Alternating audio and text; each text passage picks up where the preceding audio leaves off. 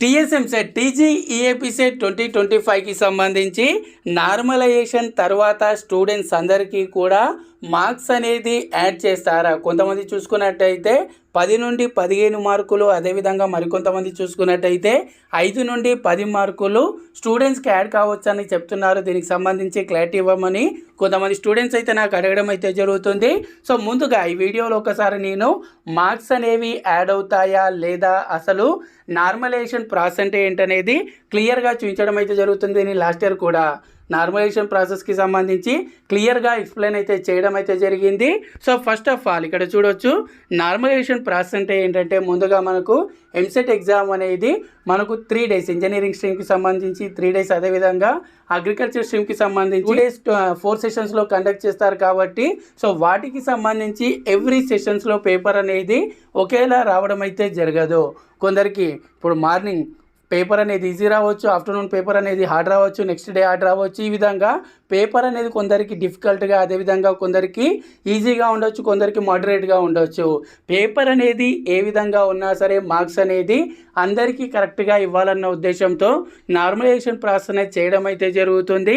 Normalisation process అంటే ఇక్కడ చూడవచ్చు, ఇప్పుడు మీరు ఏదైతే ఫార్ములా అయితే చూస్తున్నారో జిఏఎస్డి, అదేవిధంగా జీటీఏ, జిఏఎస్డి ఇక్కడ ఫార్ములా ఉంది కదా. సో ఈ బేస్ మీద మనకు ఫైనల్ మార్క్స్ అనేది స్టూడెంట్స్కి ఇవ్వడం అయితే జరుగుతుంది. ఇక్కడ జిఏఎస్డి అంటే ఏం లేదు, సమ్ ఆఫ్ యావరేజ్ స్టూడెంట్స్ ఎవరైతే స్టాండర్డ్ డివియేషన్ టోటల్గా ఇప్పుడు ఎంసెట్ ఎగ్జామ్ అయితే రాస్తున్నారో ఆల్ సెషన్స్లో వాళ్ళకు సంబంధించి, అదేవిధంగా ఇక్కడ జీటీఏ అంటే ఇప్పుడు మీ సెషన్లో యావరేజ్ ఏదైతే టాపర్స్ ఉంటారో 0.1% అనేది తీసుకోవడం అయితే జరుగుతుంది. ఎస్టీఏ అంటే ఆల్ సెషన్స్లో ఎవరైతే టాపర్స్ ఉంటారో అందులో 0.1% అయితే తీసుకోవడం అయితే జరుగుతుంది. ఎస్ఏఎస్డి అంటే స్టాండర్డ్ డీవియేషన్, ఇప్పుడు మీ సెషన్కి సంబంధించి స్టాండర్డ్ డీవియేషన్ అయితే తీసుకోవడం అయితే జరుగుతుంది. అంటే ఎంతమంది ఆ సెషన్లో ఎగ్జామ్ రాశారు, అదేవిధంగా టోటల్గా సమ్ ఆఫ్ ఎంతమంది ఆల్ సెషన్స్లో ఎగ్జామ్ రాశారు టాపర్స్కి సంబంధించి మీరు రాసిన సెషన్లో యావరేజ్ పర్సంటేజ్ 0.1%, అదేవిధంగా అన్ని సెషన్స్కి సంబంధించి 0.1% అనేది తీసుకొని ఆ విధంగా మనకు ఫైనల్ నార్మలైజేషన్ మార్క్స్ అనేది ఇవ్వడం అయితే జరుగుతుంది. ఇది సింపుల్గా ఇక్కడ చూడొచ్చు, మనకు సబ్జెక్ట్ వైజ్గా మ్యాథమెటిక్స్, ఫిజిక్స్, కెమిస్ట్రీ ఈ విధంగా ఇప్పుడు సెషన్ 1, సెషన్ 2, సెషన్ 3, సెషన్ 4 ఈ విధంగా ఉందనుకోండి.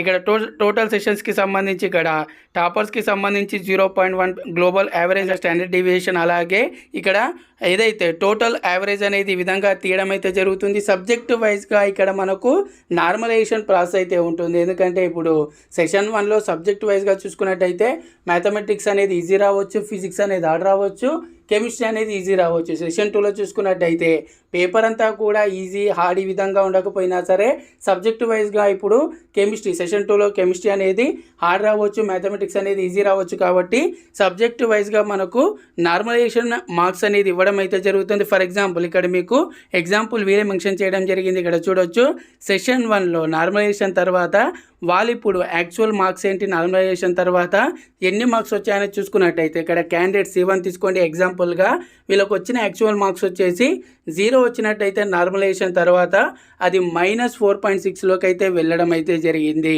అదేవిధంగా ఇక్కడ మీకు ఇంకోటి చూపిస్తాను, ఇక్కడ సెషన్ 3 చూసుకోవచ్చు, యాక్చువల్ మార్క్స్ వచ్చేసి 0 కానీ నార్మలైజేషన్ తర్వాత ఇక్కడ 2 మార్క్స్ అనేది రావడం అయితే జరిగింది, 2.63. ఇక్కడ నార్మలైజేషన్ తర్వాత మనకు డెసిమల్స్లో మార్క్స్ అనేది రావడం అయితే జరుగుతుంది.